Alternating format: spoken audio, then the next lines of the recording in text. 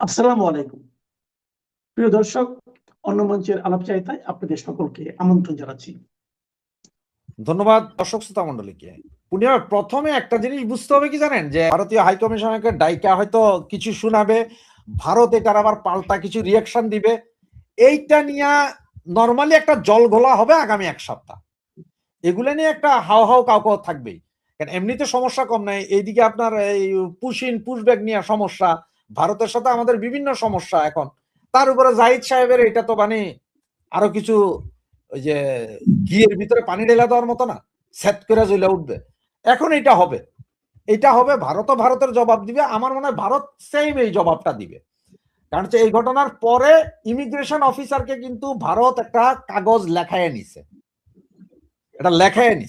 একটা কাগজ, যে কি কারণে তুমি একে ডিপুট, এটা ডিপুট তো করে নাই, কি কারণে তাকে ইন্টারোগেশন করা হয়েছে, তোমার কাছে কি মনে হয়েছে, এটা একটা রিপোর্ট তৈরি করে দিতে হবে। সাথে সাথে প্রতি একজনের সাথে একজনকে করার পরে ভিসা দিতে বা ঢুকতে বা ইন্টারোগেশন করার পর এই রিপোর্টটা দিতে হয়।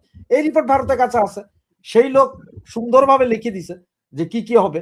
ইন্টারন্যাশনাল আইন বা রুলে একদম সেম, মানে কোয়ালিফাইড, ওই সার্টিফিকেট দিতেই হবে আপনার।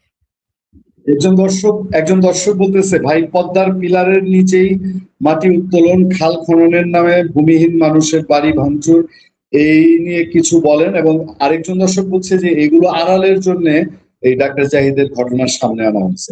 কারণ আপনি দেখছেন যে সরকারপন্থী যে মানুষ, তারা আবার এটাকে বেশ যে ডাক্তার জাহিদ আহ, তিনি খুব ভাবে হেডমের সাথে তিনি ভারতে না ঢুকে চলে আসছেন, এই জিনিসটা এনজয় করছে। তো এর মধ্যে কি আর কোনো কিছু আছে নাকি, কি মনে হয়? না, ডাক্তার জাহিদ যেটা করছে যে 30-40 মিনিট ওনার অপমান বোধ হয়েছেন, কারণ ওনার কাছে অপমান। এটা এটা মানে কি জানেন, যারা বিদেশ বারবার সফর করে তারা জানে কাহিনী কি। এখন আপনি আমিও সফর করি, আমরাও জানি কাহিনী কি হইতে পারে, কোথায় কি হইতে পারে। এখন জাহিদ সাহেবের কাছে ওই যে একটা কথা আছে না, যে নতুন নতুন হইলে যা হয় আর কি। হ্যাঁ, আমি একজন এত বড় মন্ত্রী উপদেষ্টা, আমার ঢুকতে দিলে না, আমি ভারত থেকে আর যাবো না, শ্রীলঙ্কা যাব। আইসা হয়তো বলতে শ্রীলঙ্কা আমাদের কিছু বলে নাই তো, কিন্তু এটা বুঝেন যে শ্রীলঙ্কাতে বাংলাদেশি কোনো পাসপোর্ট নিয়ে গেলে পোর্ট এন্ট্রি ভিসা, ওরা বাধা দিবে না। পোর্ট এন্ট্রি ভিসা শ্রীলঙ্কা করতে পারে, শ্রীলঙ্কার ইমিগ্রেশন নিয়ম আছে, ওখান থেকে ফিরতি ফ্লাইট ধরছেন। আর জাহিদ সাহেবের এটা নিয়ে এত বেশি কথা এই মুহূর্তে হইতেছে, তার একটা কারণ, সবাই সবার স্বার্থ চিন্তা করতেছে। যেমন যে আমার যে ভাই বললেন যে পদ্মার মাটি টাটি সরানো, হ্যাঁ এইটাও এক জায়গায় আসতে পারে। আবার সরকার চাইতেছে, অনেকদিন যাবত কিছু হইতেছে না তো, যে কোনো উচ্চবাচ্য নাই। জাহিদ সাহেবের মাথায় হয়তো ছিল যে ঠিক আছে, এইবার যখন আটকাইছো আমি এদের বাইরে যায়, আমি দেখাবো আমি বিশাল হেডামদারি। আর ওই যে ভারত বিদ্বেষীটা, ওনার তো প্রথম থেকেই ভারত বিদ্বেষী, ওগুলারে আরেকটু উস্কাইয়া দিই। এটা হইতে পারে, এগুলো সবগুলো আপনি মিলাইতে পারেন, ডট গুলা মিলাইতে পারেন, নর্মাল বিষয়। ভারত এবং বাংলাদেশের রাজনৈতিক সম্পর্ক এবং কূটনীতিক সম্পর্ক অথবা প্রতিবেশীর সম্পর্ক আজকে কোথায় গিয়ে দাঁড়িয়েছে এবং এটি কোন দিকে রওনা দিয়েছে, সাম্প্রতিক প্রধানমন্ত্রী তারেক রহমানের প্রতিমন্ত্রী মর্যাদার উপদেষ্টা ডক্টর জাহিদকে দিল্লিতে ঢুকতে না দিয়ে ভারত কিন্তু তার একটা ইঙ্গিত দিয়ে দিলেন।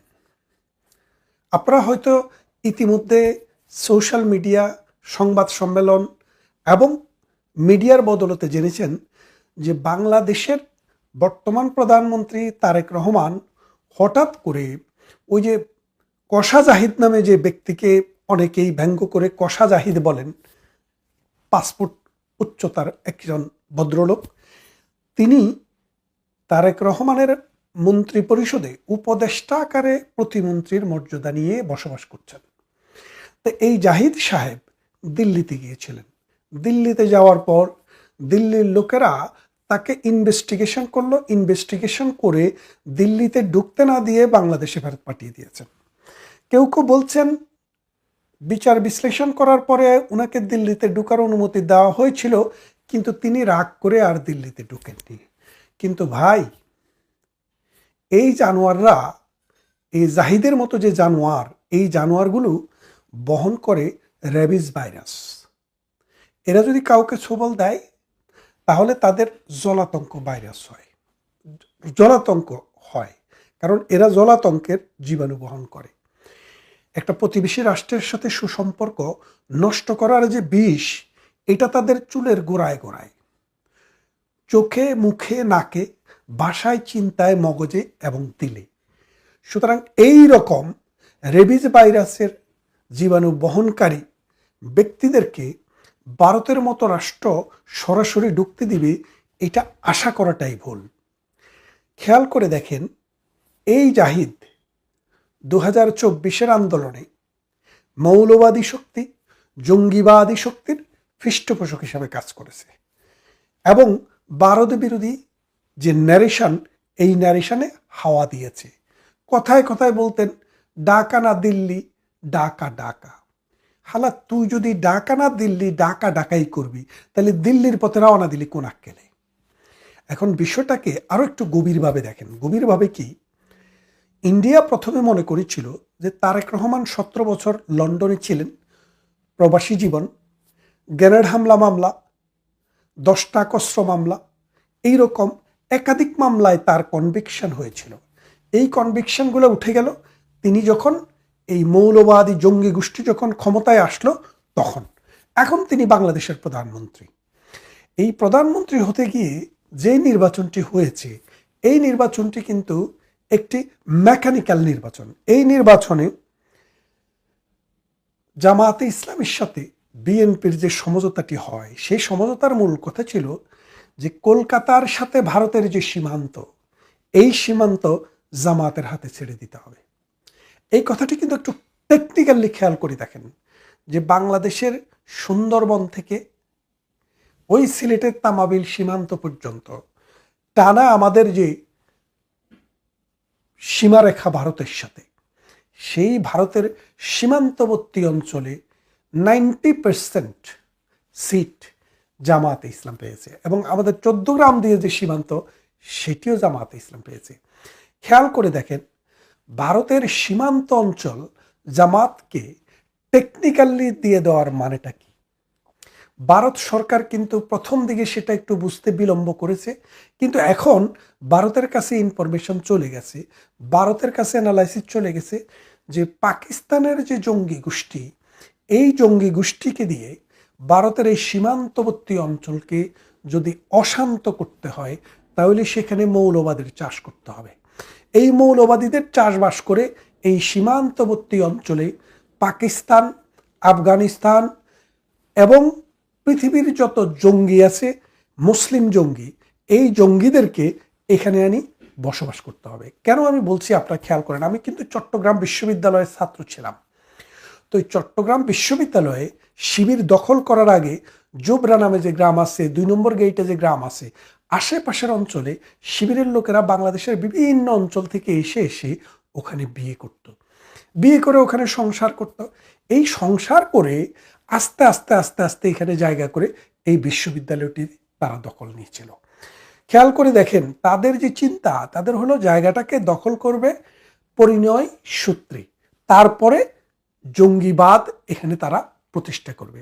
এই বিশ্ববিদ্যালয়ে তারা দখল করার জন্য যেই কৌশলটা অবলম্বন করেছিল, এখন আপনি ভারত সীমান্তের জায়গা দেখেন, সেখানে এই বাংলাদেশের বিভিন্ন অঞ্চল থেকে শিবিরের লোকদেরকে নিয়ে নিয়ে সেই সব জায়গায় বিবাহ করাচ্ছে এবং বিয়ে করে সেখানে স্থায়ীভাবে বসবাস করাচ্ছে। তারা তাদের লোক বল বাড়াচ্ছে, আর এর জন্য অর্থায়ন করছে পাকিস্তান, ISI, এবং তারা প্রশিক্ষণ দিচ্ছে ভারতীয় সীমারেখার ওই পাশে যেন অশান্তি সৃষ্টি করতে পারে, এখানে যেন মৌলবাদীরা একটা দুর্গ গড়ে তুলতে পারে।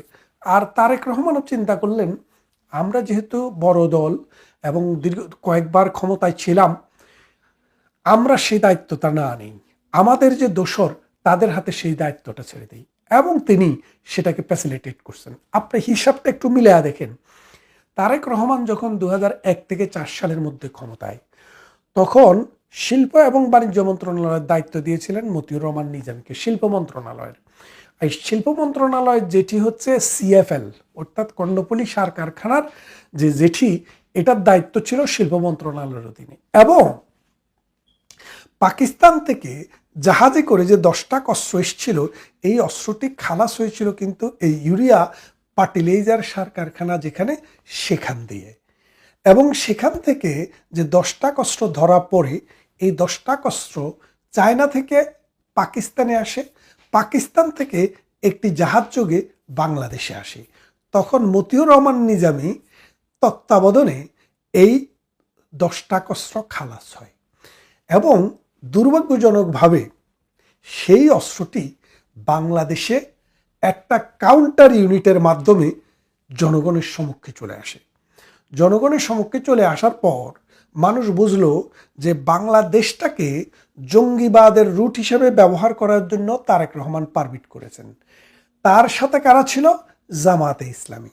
তখন জামাতে ইসলামী তারেক রহমানের সরকারের অংশ। 17 বা 20টি বা 21টি সিট নিয়ে তখন জামাতে ইসলামী এই বিএনপির অংশ হিসেবে কাজ করছিল।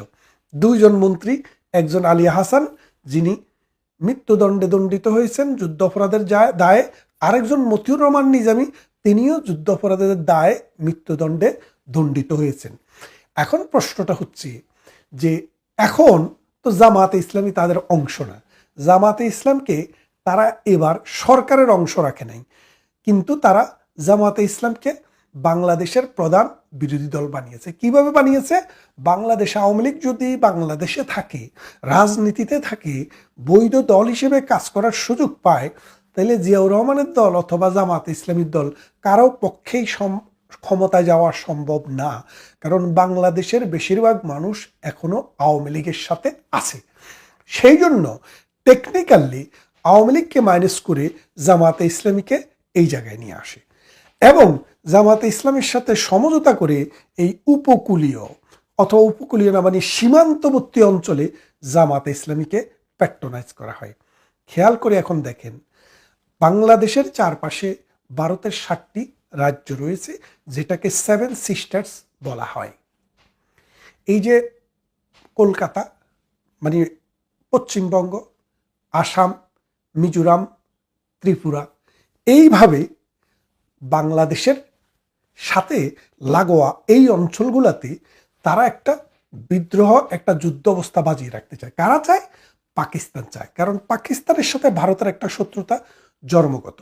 অথচ এই পাকিস্তান থেকে বেরিয়ে আসতেই ভারত আমাদের পাশে দাঁড়িয়েছিল, যার কারণে যারা এই বাংলাদেশকে বিশ্বাস করে, অসাম্প্রদায়িক চেতনায় বিশ্বাস করে, সুষ্ঠু সুন্দর একটা প্রতিবেশী সুলভ রিলেশনশিপে বিশ্বাস করে, তারা হচ্ছে বাংলাদেশ আওয়ামী লীগ।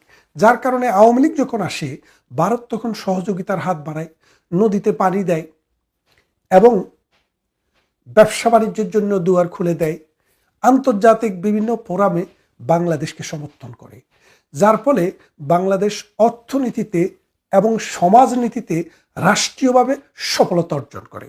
আর এর বিপরীতে বাংলাদেশ আওয়ামী লীগের বিপরীতে যে বিএনপি, যাদের জন্মই হচ্ছে পাকিস্তানি আইএসের টাকায়, যাদের জন্মই হচ্ছে বাংলাদেশের মুক্তিযুদ্ধ ভিত্তিক যে সমাজ ব্যবস্থা, সেই কনসেপ্টটাকে ডিসপিউট করার জন্য, যে রাজনৈতিক নেতৃত্বের মাধ্যমে বাংলাদেশ স্বাধীন হয়েছে এবং ভারতের যে সহযোগিতায় বাংলাদেশ স্বাধীন হয়েছে, বিএনপির প্রতিষ্ঠাতা জিয়াউর রহমানও যে ভারতেই আশ্রয় নিয়েছিলেন, সেই জিনিসটাকে ডাকার জন্য তারা সব সময় জামাতের সাথে কোলাবোরেশন করে সবসময় মুক্তিযুদ্ধটাকে ডিফেক্ট মানে কোনো না কোনো জায়গায় মুক্তিযুদ্ধকে কালিমা লেপনের জন্য চেষ্টা করে এবং ইতিহাসকে মিথ্যা খাতে প্রবাহিত করে এবং এমন ইতিহাস তারা রচনা করে যেটা তারা নিজেরাও বিশ্বাস করে না।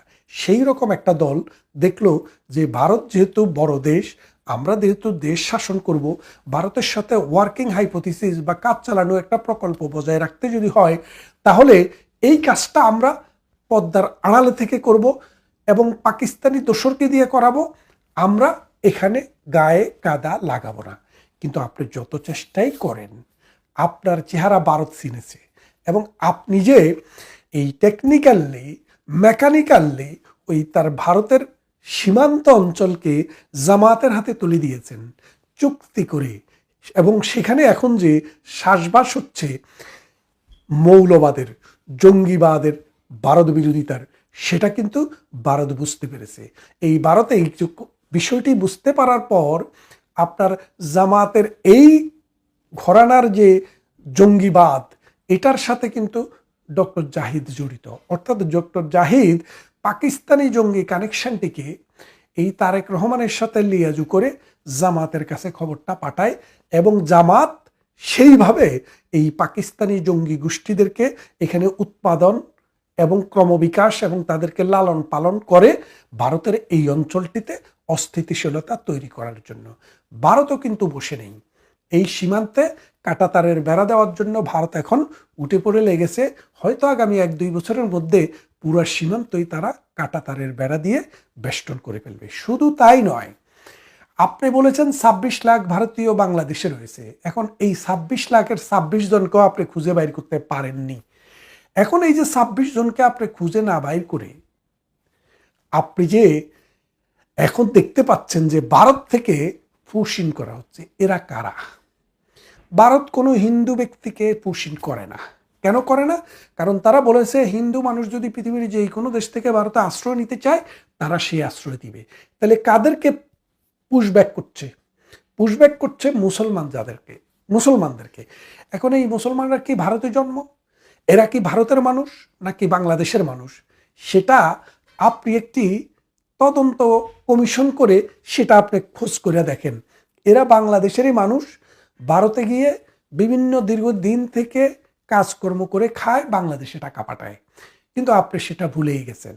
লক্ষ লক্ষ সীমান্তের এই পারের বাঙালি ওই পারে গিয়ে ব্যবসা বাণিজ্য চাকরি করে, সেটা আপনারা জানেন না। তাদের কোনো ভিসাও লাগে না, পাসপোর্টও লাগে না, তারা বর্ডার ক্রস করে যায়। তো এখন ভারত বুঝতে পেরেছে যে এই যেহেতু জঙ্গি উৎপাদন হচ্ছে, যেহেতু তারেক রহমান এই জঙ্গিবাদী গোষ্ঠীকে তার সীমান্তটা লিজ দিয়ে দিয়েছে, এখন ভারতকে কশাস হতে হবে। কে যে সন্ত্রাসী, কেই যে মৌলবাদী গোষ্ঠীর এজেন্ট, কেউ যে পাকিস্তানের এজেন্ট, সেটা তো চেহারা দেখে বোঝা যায় না। এই কশা জাহিদকে দেখা, এই নাস্তিক কশা জাহিদকে দেখে কি আপনারা কোনোদিন বুঝতে পেরেছিলেন সেও পাকিস্তানের গুপ্তচর বৃত্তি করবে? এই পাকিস্তানের গুপ্তচর বৃত্তি করার কারণেই এই কশা জাহিদকে ভারত ফিরিয়ে দিয়েছে এবং তারেক রহমানকে একটি মেসেজ দিয়েছে যে তারেক সাহেব, আপনাকে গণার টাইম ভারতের নাই। ভারত অনেক উদারতা দেখিয়েছে। তারেকের মা যখন মারা যায় তখন কিন্তু ভারত শোক বার্তা দিয়েছে, ভারতের মন্ত্রী এসেছে এবং তারা একটা সুষ্ঠু, সুন্দর, সৎ প্রতিবেশী সুলভ, বন্ধুত্বপূর্ণ প্রতিবেশী সুলভ আচরণের জন্য একটি সুযোগও দিয়েছে। কিন্তু তারেক রহমান সেটি গ্রহণ করেননি। বরং তিনি উত্তর যেই সব মানুষ কট্টর মৌলবাদ, জঙ্গিবাদ, ভারত বিরোধী, তাদেরকে তার চারপাশে এনে তিনি একটি দুর্গ তৈরি করার চেষ্টা করেছেন।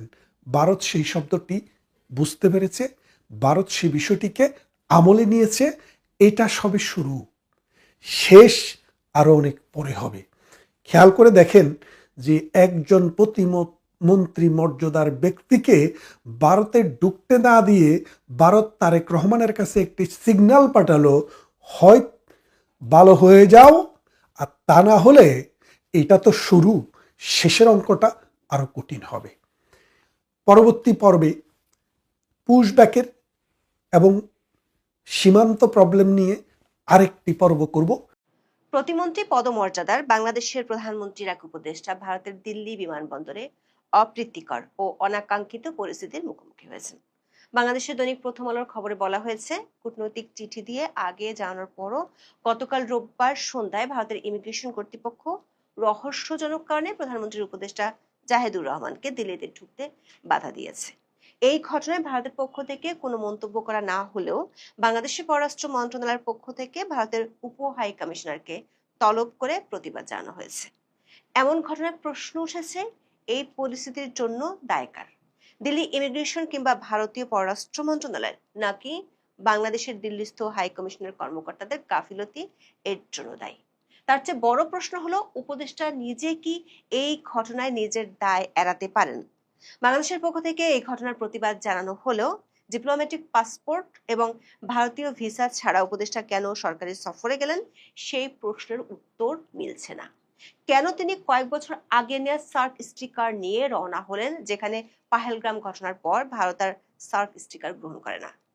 আবার এই ঘটনাটি এমন এক সময় ঘটেছে যখন সীমান্তে উত্তেজনা সহ একাধিক বিষয়ে প্রতিবেশী দেশ দুটির মধ্যে উত্তেজনা বিরাজ করছে। ফলে প্রশ্ন উঠেছে, এই ঘটনা কি শুধুই একটি বিচ্ছিন্ন ঘটনা নাকি বিশেষ কোনো বার্তা? প্রথমেই জেনে নেওয়া যাক, দিল্লি এয়ারপোর্টে বাংলাদেশের প্রধানমন্ত্রী তারেক রহমানের উপদেষ্টা ডক্টর জাহিদুর রহমানের সাথে ঠিক কি ঘটেছিল।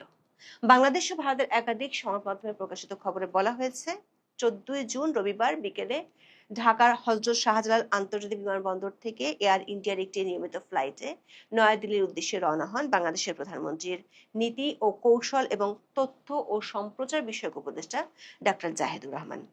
দিল্লির ইন্দিরা গান্ধী আন্তর্জাতিক বিমানবন্দরে অবতরণের পর তাকে অনাকাঙ্ক্ষিত পরিস্থিতির মুখোমুখি হতে হয়। উপদেষ্টার ঘনিষ্ঠ সূত্রগুলোর বরাত দিয়ে বাংলাদেশের দৈনিক সমকাল বলছে, ঘণ্টাখানেক বসিয়ে রেখে বিভিন্ন প্রশ্ন করার পর প্রতিমন্ত্রীর পদমর্যাদার উপদেষ্টা পদে থাকা জাহিদুর রহমানকে ভারতে প্রবেশের অনুমতি দেওয়া হয়। এদিকে ভারতীয় সংবাদমাধ্যম নিউজ 18 সূত্রের বরাত দিয়ে লিখেছে, ভারতের নিরাপত্তা সংক্রান্ত একটি নজরদারি তালিকা বা ওয়াচ লিস্টে উপদেষ্টা জাহিদুর রহমানের নাম থাকায় এই জটিলতার সৃষ্টি হয়েছিল। সে কারণেই বিমানবন্দরের অভিবাসন কর্মকর্তা তাকে শনাক্ত করে জিজ্ঞাসাবাদের জন্য সাময়িকভাবে আটকে রাখেন। ওই প্রতিবেদনে বলা হয়, স্পষ্টতই একটি প্রশাসনিক ত্রুটির কারণে এই সমস্যার সৃষ্টি হয়েছে।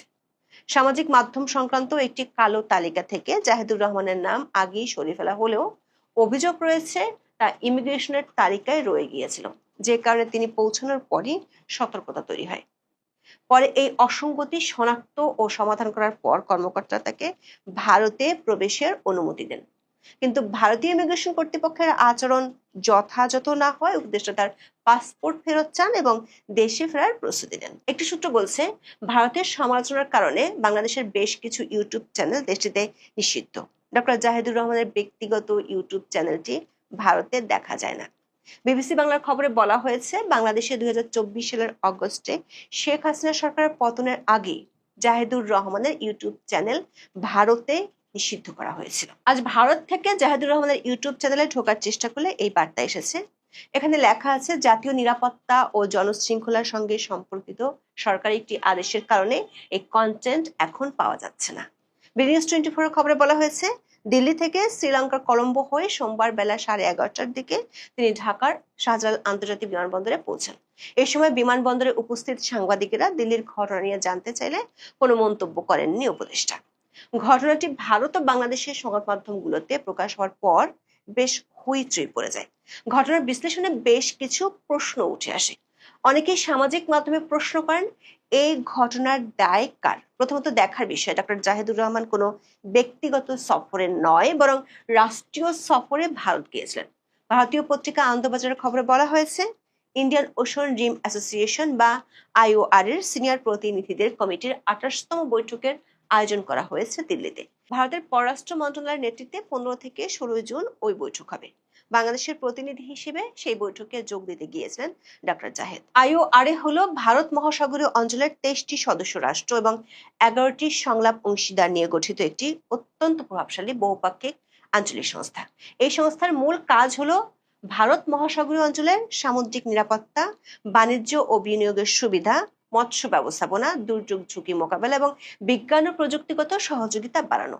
বাংলাদেশ এই ফোরামের সক্রিয় একটি সদস্য এবং এই অঞ্চলের জলসীমা সুরক্ষায় ঢাকার ভূ রাজনৈতিক অবস্থান অত্যন্ত কৌশলগত।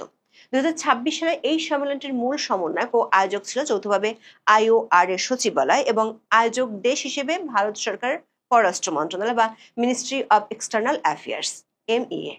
বাংলাদেশ IOR এর সক্রিয় অংশীদার হওয়ার নিয়ম অনুযায়ী বাংলাদেশের পররাষ্ট্র মন্ত্রণালয়কে আনুষ্ঠানিকভাবে এই বৈঠকে অংশগ্রহণের জন্য আমন্ত্রণ পাঠানো হয়।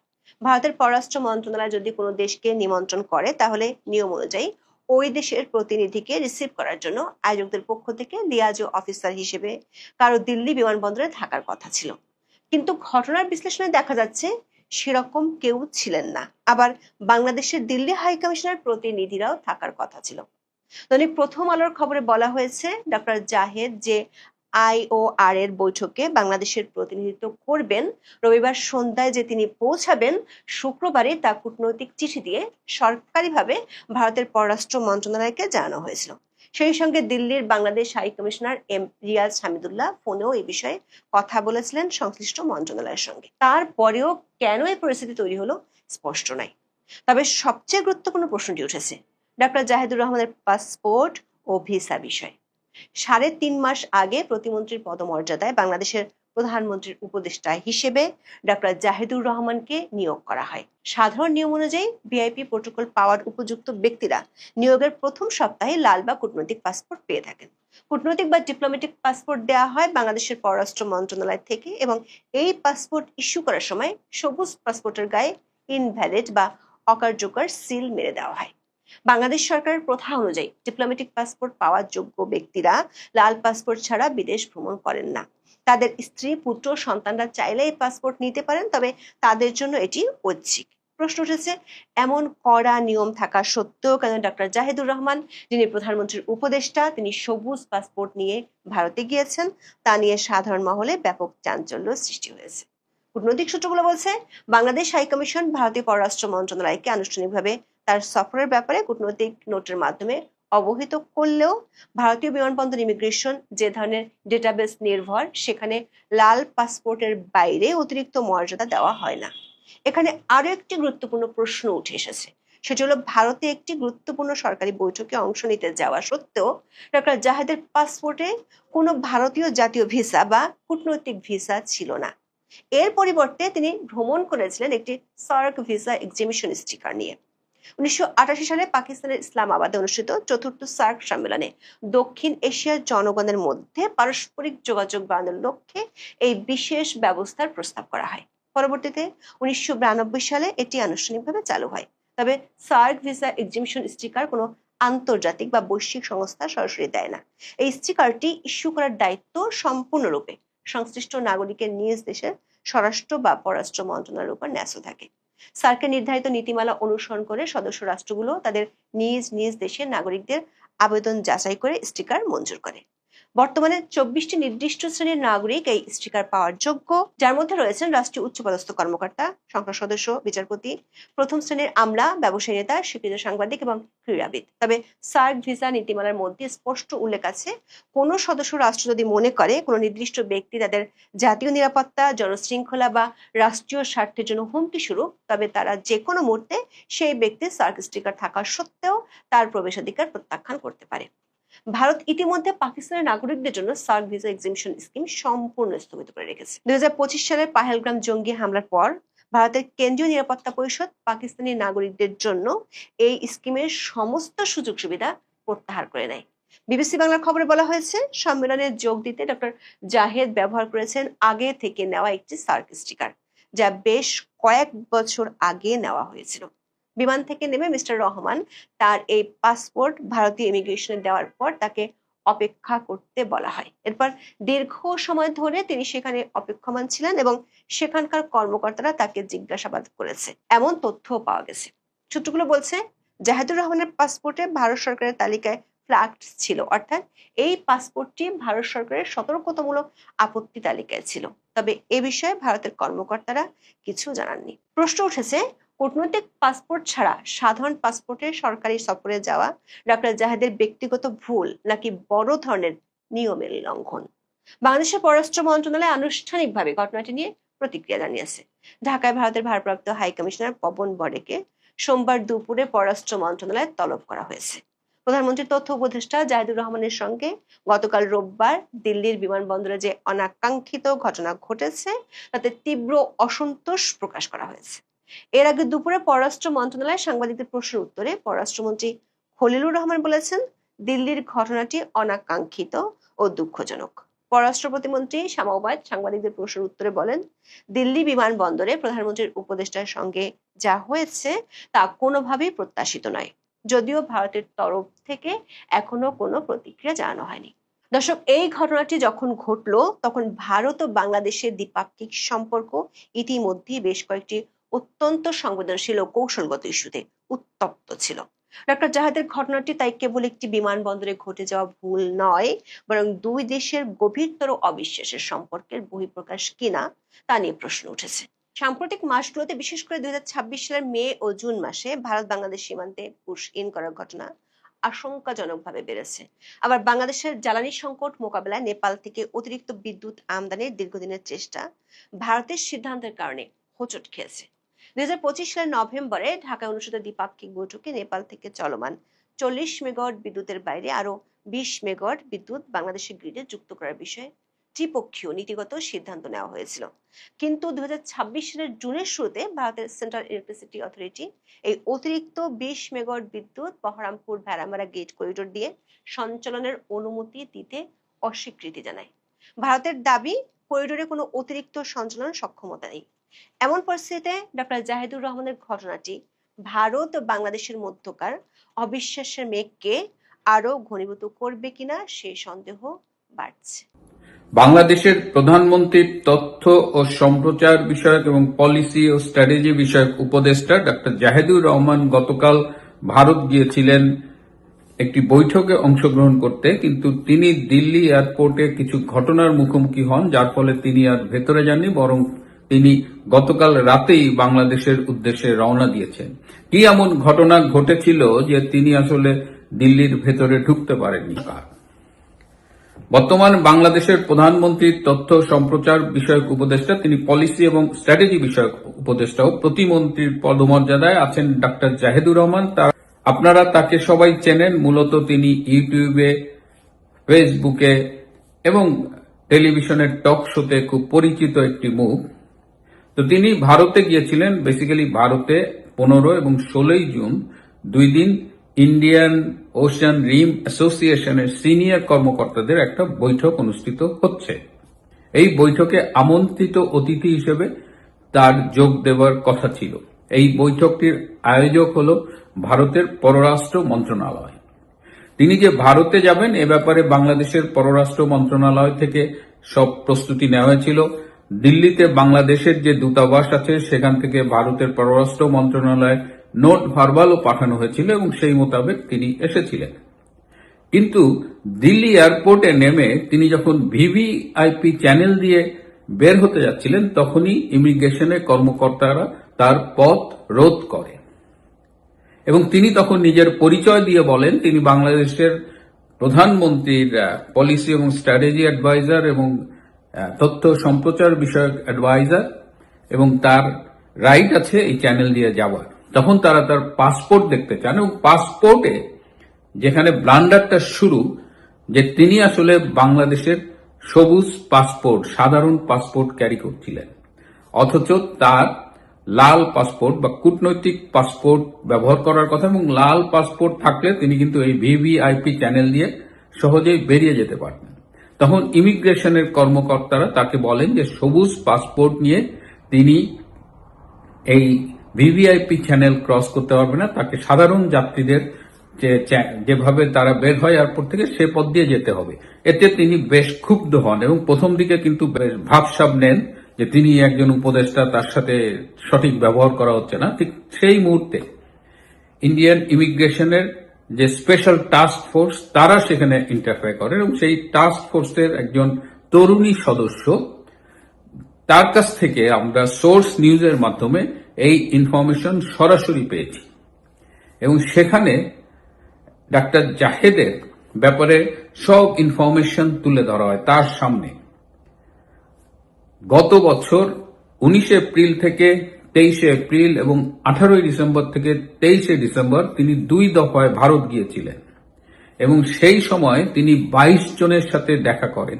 তিনি কোন হোটেলে ছিলেন, কোন ঠিকানায় ছিলেন, সব লিস্ট তার সামনে তুলে ধরা হয়।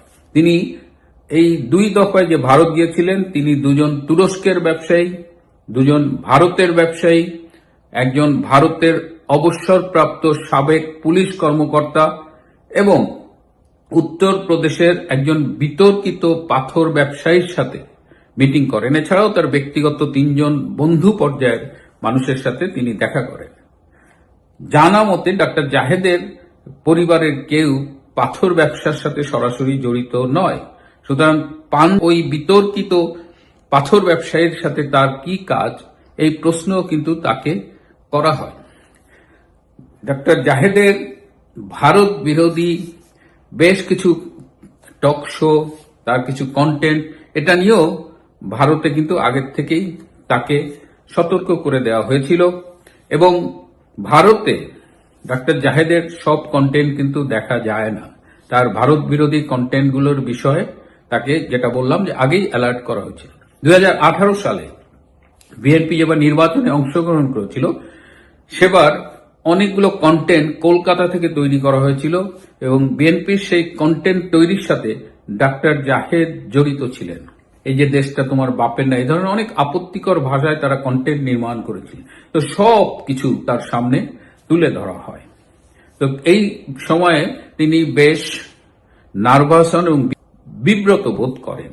তিনি এই সময় বাংলাদেশের পররাষ্ট্রমন্ত্রী খলিলুর রহমান, বাংলাদেশের অর্থমন্ত্রী আমির খসরু চৌধুরী এবং আরো 2-1 এমপিকে ফোন করেন এবং ডক্টর খলিল, আমির খসরু চৌধুরী এদের সাথে আলাপ করে এদের পরামর্শক্রমে ভারতের উচ্চ পদস্থ কিছু কর্মকর্তার সাথেও তিনি যোগাযোগ করেন।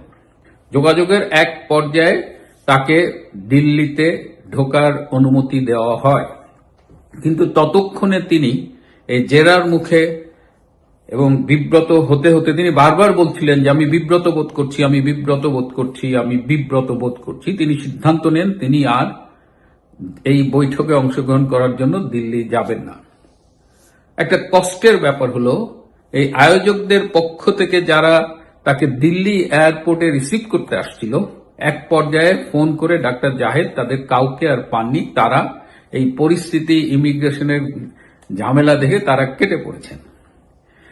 একটি সূত্র জানিয়েছে যে তিনি বাংলাদেশ দূতাবাসের একজন উচ্চপদস্থ কর্মকর্তাকে ফোন করে বেশ আপত্তিকর ভাষায় গালাগালি করেন এবং বলেন যে তারা কোথায়, আমি অ্যারেস্ট হলে কি তোরা আসবি, এই ভাষায় তিনি কথা বলেন। এই সময়ে তিনি বেশ কয়েকটি ফোন কল করেন যেখানে তিনি ভারত বিরোধী কথা বলছিলেন বলে আমাদের যে ইমিগ্রেশনের যে সূত্রটি, যিনি যে তরুণী সরাসরি এই প্রক্রিয়ার সাথে জড়িত ছিল, তিনি আমাদের জানিয়েছেন। শেষমেশ তিনি যখন সিদ্ধান্ত নেন যে তিনি ফিরে যাবেন, তখন অনেক রাত হয়ে গেছে এবং দিল্লি থেকে বাংলাদেশের সরাসরি কোনো ফ্লাইট ছিল না।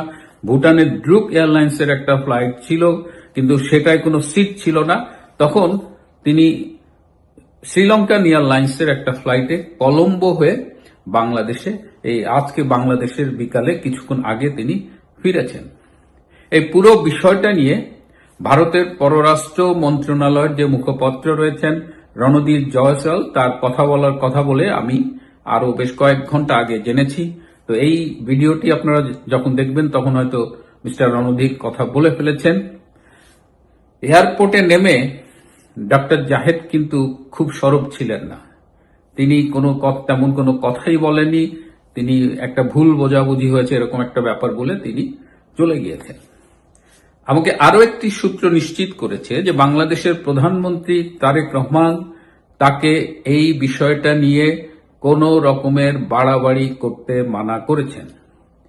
আমার হয়েছে সমস্যা, ডাক্তার জাহেদ ঢাকা মেডিকেল কলেজে আমার ছোট ভাই, বাংলাদেশের প্রধানমন্ত্রী তারেক রহমান, তার বউ আবার আমার মেডিকেল কলেজের ছোট বোন, সুতরাং আমাদের ভগ্নিপতি, ছোট ভাই, সব মিলিয়ে আমার যে নিউজ টিম তারা বলছিল যে আপনি কি এটি নিয়ে কথা বলতে পারবেন কিনা। না, আমার মনে হচ্ছে যে না, আই মাস্ট স্পিক। কারণ ডাক্তার জাহেদ যে কাজটা করেছে, যে 3টি অপরাধ করেছে, তিনি সবুজ পাসপোর্ট নিয়ে ট্রাভেল করতে পারেন না। আপনাদের মনে আছে যে আওয়ামী লীগের কোন এক টার্মে সৈয়দ আবুল হোসেন নামে একজন, তখন তিনি প্রতিমন্ত্রী ছিলেন, পরে তো যোগাযোগ মন্ত্রী হলেন, পদ্মা সেতুর শুরুটা তার হাত দিয়ে। তো এই সৈয়দ আবুল হোসেন একবার সিঙ্গাপুরে গিয়েছিলেন ব্যক্তিগত পাসপোর্ট দিয়ে, কিন্তু তার যাওয়ার কথা ছিল বা উচিত ছিল রেড পাসপোর্ট নিয়ে। এটি যখন জানাজানি হয় তিনি পদত্যাগ করতে বাধ্য হয়েছিলেন। ডাক্তার জাহেদ সৌভাগ্যবান যে এখনো তার পদত্যাগের বিষয় নিয়ে কেউ কথা বলছে না। এই একটা issue sufficient for him to resign from that position. যাই হোক, আশা করি এরকম ব্লান্ডার তিনি আর করবেন না। প্রিয় বন্ধুরা, আজ এ পর্যন্তই। ভালো থাকবেন, সুস্থ থাকবেন। মিস্টার ত্রিবেদী, আপনার কাছে দ্বিতীয় খোলা চিঠি এত দ্রুত প্রকাশ করতে হবে সেটা ভাবিনি। আমার আশঙ্কাই সত্য হলো। বলেছিলাম, আপনি যে বলেছিলেন ভারতের 140 কোটি মানুষ আর বাংলাদেশের 20 কোটি মানুষ মিলে একটা মহাশক্তি। এবং আপনি যে ভূপেন হাজারিকার গান থেকে কোট করে বলেছিলেন, একই আকাশ একই বাতাস এক হৃদয়ের একই তো শ্বাস, ঠিকই জঙ্গিরা এটা কোট করেছে। তবে যেহেতু তারেক রহমান অর্থাৎ 24-এর জঙ্গি কোয়ালিশনের একটা পার্টনার ক্ষমতায়, তারা ঠিক রায়ট সৃষ্টি করেনি। কিন্তু বাংলাদেশের জামাতে ইসলামের আমির কিন্তু ঠিকই প্রশ্ন করেছে যে আপনি নিশ্চিতভাবে দুই দেশকে এক করার, অর্থাৎ সেই আপনাদের অখণ্ড ভারতের এজেন্ডা নিয়ে বাংলাদেশে এসেছেন। শফিকুর রহমান ঠিক এই কথাটা বুঝিয়েছে এবং এটার ব্যাখ্যা চেয়েছে। শফিকুর রহমানের কথা বাদই দিন, এমনকি যারা পত্রপত্রিকায় লেখে, যারা ইউটিউবে লেকচার দেয়, সবাই কিন্তু আপনার কথার মানে খোঁজার চেষ্টা করছে যে ত্রিবেদী সাহেব বাংলাদেশে এসে এই যে কথাগুলো বললেন, এগুলোর মানে কি, মানে কি, মানে কি। সবাই এটার মানে খুঁজছে। তারা কেউ বিশ্বাস করতে পারে না আপনি যে এই সুন্দর কথাগুলো শুধু সম্প্রীতি সৃষ্টির জন্য বলেছেন। এই কথা বাংলাদেশের বেশিরভাগ মানুষকে কিন্তু বোঝানোর কোনো সুযোগই আমাদের কাছে নাই। আপনি যদি আরো দুটো সম্প্রীতির কথা বলতেন তাহলে কিন্তু এই বিতর্ক আরো দীর্ঘতর হতে পারে। তবে আপনি যাই বলুন না কেন, বাংলাদেশে বসে যেহেতু বাংলাদেশের রাজনীতি বাংলাদেশের মুক্তিযুদ্ধের পক্ষে এবং বিপক্ষে বিভাজিত, আপনার যেই কোনো কথাকে, আপনার যেই কোনো ধরনের এক্সপ্রেশনকে নানানভাবে ব্যাখ্যা বিশ্লেষণ করে ভারত বিরোধী, হিন্দু বিরোধী ঘৃণা কিন্তু অনেক বেশি বাড়ানোর চেষ্টা করা হবে। সেই জন্য মিস্টার ত্রিবেদী, আপনার নিকট আমি এই খোলা চিঠিগুলো প্রকাশ করছি। কারণ আমার অভিজ্ঞতায় দেখেছি বাংলাদেশ যেমন মুক্তিযুদ্ধের পক্ষে বিভক্ত, দুই ধারায় বিভক্ত, এবং এক ধারা ভারতের সাথে স্বাভাবিক সম্পর্ক চায়, যেটা মুক্তিযুদ্ধের ধারা, আরেক ধারা ভারতের সাথে কোনোভাবেই কোনো স্বাভাবিক সম্পর্ক চায় না। ফলে বাংলাদেশের ব্যাপারটা আমরা কিছুটা বুঝি, কিন্তু আপনারা ভারত থেকে বাংলাদেশের ব্যাপারটা খুব ভালোভাবে বোঝেন, এটা কিন্তু আমার কখনোই মনে হয় নাই। এমনকি আমার কখনোই মনে হয় নাই ভারতবাসী, ভারতের জনসাধারণ, এমনকি ভারতের কর্তৃপক্ষ ঠিক বাংলাদেশের ইস্যুগুলা তারা ভালোভাবে বোঝে। এটা অন্তত আমরা যারা পাবলিকলি লেখেন, যারা পাবলিকলি কথা বলেন, তাদের কথা থেকে আমি অন্তত কোথাও খুব ভালো পাইনি। দু একজন যে পাইনি, দু একজন যে বোঝে না সেটা নয়, কিন্তু বেশিরভাগ ভারতীয় স্কলার বলুন, ভারতীয় স্পোক্স পার্সন বলুন, ভারতীয় ভাষ্যকার বলুন, হ্যাঁ, নিউজ পেপার কলামিস্ট বলুন, ইন্টেলেকচুয়াল বলুন, তারা কেউ কিন্তু বাংলাদেশকে আসলে ভালোভাবে বোঝে না। আর ইন্টেলেকচুয়ালদের, আমাদের সত্যিকারের একজন ইন্টেলেকচুয়ালের তো একটা সমস্যা আছে, যে সমস্যাটা আমারও আছে। আমি যেমন বাংলাদেশে মনে করি যে আমার প্রথম কনসার্ন হলো বাংলাদেশের মাইনরিটিরা, সেটা হলো হিন্দু, বৌদ্ধ, খ্রিস্টান বা যে কোনো মাইনরিটি। ঠিক ভারতেও যদি সত্যিকার অর্থে কোনো ইন্টেলেকচুয়াল থাকে, তারও একইভাবে কনসার্ন হলো ভারতের মাইনরিটি মুসলমানরা। ফলে ইন্টেলেকচুয়ালরা অনেক কিছু ইগনোর করে তারা কিন্তু মাইনরিটির স্বার্থ রক্ষার্থে কথা বলে। সেটার বাইরে গিয়ে আমাদেরকে কিন্তু বাংলাদেশের সিচুয়েশন বুঝতে হবে। বিশেষ করে আমি আপনাকে বোঝাতে চাই, এখানে একটা প্রশ্ন কিন্তু প্রাসঙ্গিকভাবে এসে যায় বাংলাদেশের সবার মনে, কিন্তু এই প্রশ্ন যে এত উচ্চ পর্যায়ের একজন মানুষকে কেন ভারতের সরকার বাংলাদেশে হাই কমিশনার নিয়োগ করলো? এর আগে তো কখনো এত উচ্চ পর্যায় থেকে হাই কমিশনার নিয়োগ করা হয়নি। যেমন বাংলাদেশ থেকে যদিও নিয়োগ করা হয়েছে, বাংলাদেশ থেকে আপনার অন্তত প্রধানমন্ত্রী শেখ হাসিনা 2009 সালে ক্ষমতা গ্রহণের পর অন্তত 2 জন হাই কমিশনারকে তিনি প্রতিমন্ত্রীর মর্যাদা দিয়েছিলেন। ভারতে নিযুক্ত 2 জন হাই কমিশনারকে, একজন হলো গতকাল আপনাকে আমার আগের চিঠিতে নাম বলেছিলাম আহমেদ তারেক করিম, আরেকজন হলেন সৈয়দ মোয়াজ্জেম আলী। এটা প্রধানমন্ত্রী শেখ হাসিনা প্রায় করেন, আমাদের বিএনপিও কিছু করে, কিছু তাদের হাই প্রোফাইল পলিটিশিয়ানকে রাষ্ট্রদূত হিসাবে নিয়োগ দিয়ে কাউকে এমনকি মন্ত্রীর মর্যাদাও দেওয়া হয়। তবে প্রতিমন্ত্রীর মর্যাদাটাই আমরা বেশি দিয়ে থাকি। সেরকম আমরা মার্কিন যুক্তরাষ্ট্রে বেশ কয়েকজনকে আমরা এরকম রাষ্ট্রদূত নিয়োগ করেছি, জিয়াউদ্দিন, এরকম অনেক আছে, নাম বলে শেষ করা যাবে না। বিএনপি সরকারও একজনকে করেছিলেন, তার নাম ছিল শেখ রাজ্জাক আলী, তিনি বিএনপি সরকারের স্পিকার ছিলেন এক সময়। ফলে এটা বাংলাদেশের তরফ থেকে অনেকটা এই কাস্টমটা প্রচলিত থাকলেও ভারতে তো আমরা সেরকম দেখি না। ফলে আপনার নিয়োগ নিয়ে এমনিতেই প্রচুর কৌতূহল আছে। সেই কৌতূহলের জবাব পাবলিকলি বাংলাদেশের স্বাধীনতা বিরোধী মৌলবাদীরা দিচ্ছে যে নিশ্চিতভাবে আপনাকে নিয়োগ করা হয়েছে বাংলাদেশকে যাতে আপনি ভারতের সাথে একীভূত করতে পারেন, এটা। আর আমাদের মুক্তিযুদ্ধের পক্ষের লোকজন তারাও ভাবছে।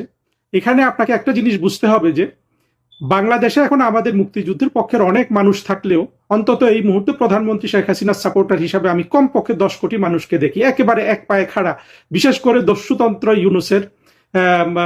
ইউনূসের ব্যর্থতার পর এবং পরবর্তীতে তারেক রহমানের সরকারের এই দুর্বল শাসন দেখে বাংলাদেশে 10 কোটি মানুষ বুঝে গেছে যে অন্তত একটা শক্ত সরকার দরকার বাংলাদেশে, তাদের অর্থনৈতিক জীবনটাকে কোনো রকম সহনীয় পর্যায়ে রাখার জন্য।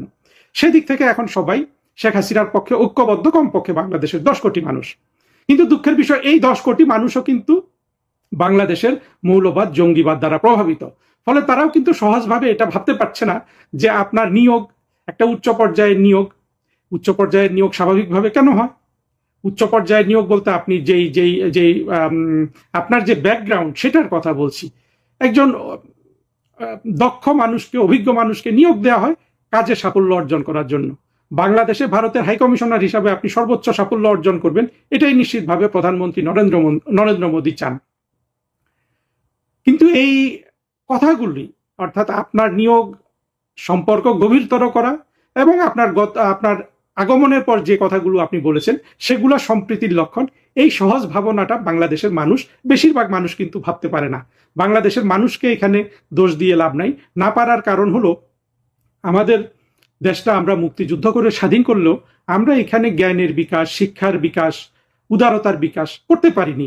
আমরা যে পড়ে গেছি পুরোপুরি মৌলবাদ জঙ্গিবাদের খপ্পরে। তারাই আমাদের চিন্তা নিয়ন্ত্রণ করে, তারাই শিক্ষিত, তারাই ইন্টেলেকচুয়াল, তারাই সবকিছু। এমনকি আমরা যদি মুক্তিযুদ্ধের পক্ষের শক্তিকে রাজনৈতিক ক্ষমতায় দেখি, রাষ্ট্র ক্ষমতায় দেখি, কিন্তু সমাজকে নিয়ন্ত্রণ করে জঙ্গিবাদ এবং মৌলবাদ। ফলে সাধারণ মানুষের আসলে ভাবনাটা সীমিত, তারা সবসময় আপনার পেছনের জিনিসটা দেখতে চায়। মানুষ এতটাই অসুস্থ হয়ে গেছে বছরের পর বছর, দশকের পর দশক আলোহীনতার কারণে, শিক্ষাহীনতার কারণে। ফলে মানুষ কিন্তু যে জিনিসটা চোখে দেখা যায় সেটাকে কিন্তু মানুষ বিশ্বাস করে না। তারা মনে করে যে প্রতিটা জিনিসেরই পেছনের একটা অর্থ আছে। আর যখন কেউ বিশ্লেষণ করা শুরু করে যে এর পেছনের অর্থ বের করি, তখন এটার এক ধরনের গুরুত্ব বাড়ে এবং শ্রোতারা আরো কিন্তু আপনার বেশি মনোযোগ দিয়ে শোনে।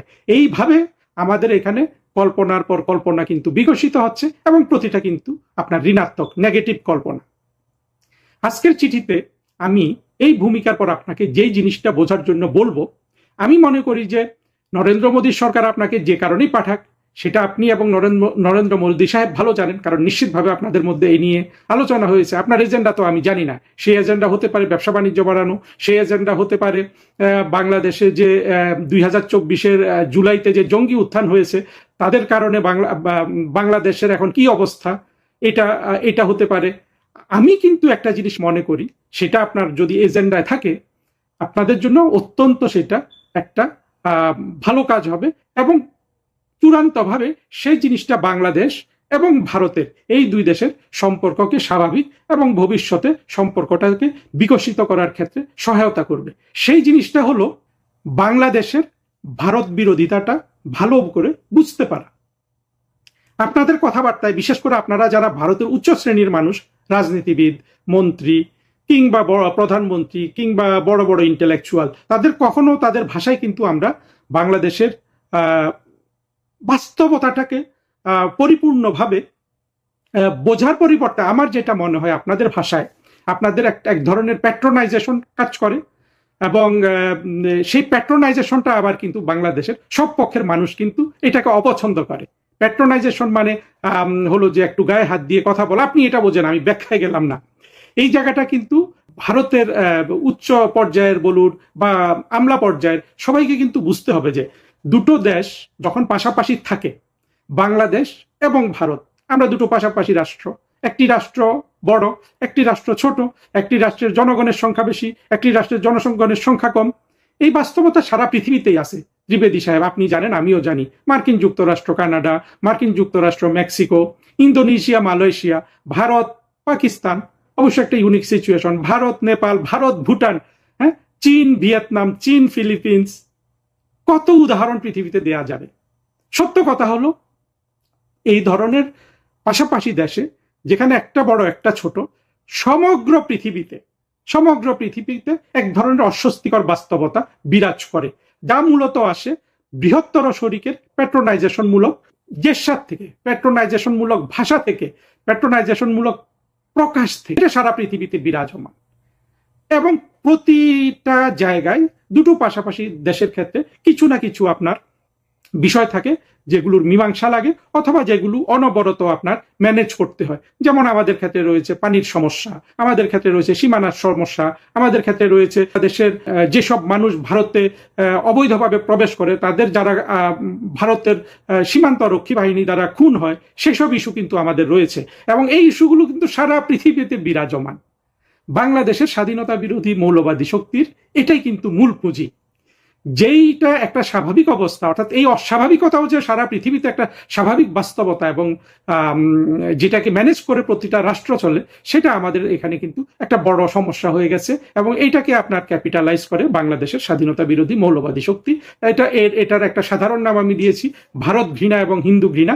এই জিনিসটা যদি আপনি ভালোভাবে অনুধাবন করতে পারেন, আমি বলবো যে যেই উচ্চ পর্যায়ে নিয়োগের মাধ্যমে ভারত সরকার বিশেষ কিছু অর্জন করতে চেয়েছে বাংলাদেশে, সেই অর্জনটা পুরোপুরি সম্ভব হবে। আর এই জিনিসটা যদি আপনি কিংবা ভারত কর্তৃপক্ষ যদি না বোঝেন তাহলে কিন্তু সেই অর্জনটা সম্ভব হবে না। আসলে এটা তো নিশ্চিতভাবে আমি কথা বলছি আপনার অভিজ্ঞতা, আপনার বয়স, আপনার কর্মক্ষেত্র, ব্যাপকতা, প্রতিটা জিনিস কিন্তু আমি জানি।